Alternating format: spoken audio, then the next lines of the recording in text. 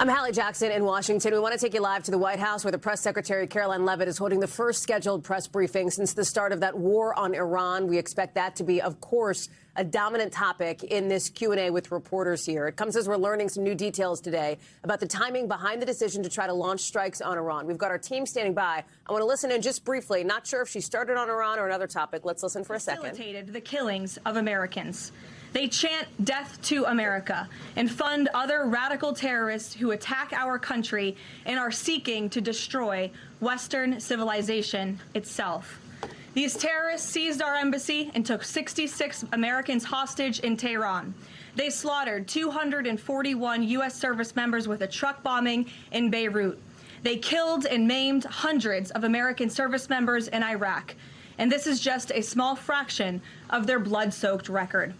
Prior leaders have been too weak and ineffective to address this threat.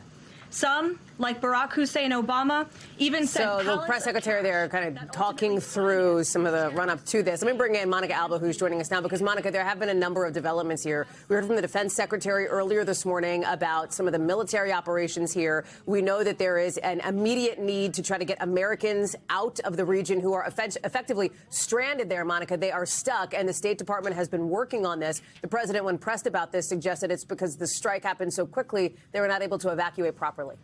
Exactly, Hallie. And I was just told by a White House official that they have identified about 1,600 Americans who have expressed interest in leaving the region from those countries that the State Department is urging U.S. citizens essentially to create a profile with them so that they can be in touch to see when they might be able to get out on these chartered flights that so far we're waiting for more details on, more information. But I'm told by this White House official that obviously they don't want to go into tremendous detail on when these chartered flights may be taking place because they are nervous about providing any of that as a security risk to those Americans. As they say, they know that the Iranians and their retaliation so far in the last couple of days have been targeting certainly U.S. embassies, consulates, and other U.S. interests, U.S. bases in the region. So that seems like it is an effort that's underway, but that has been a bit of a scramble, as you know, Hallie. And the president did acknowledge that yesterday, saying that there wasn't time to implement a comprehensive evacuation plan, he says,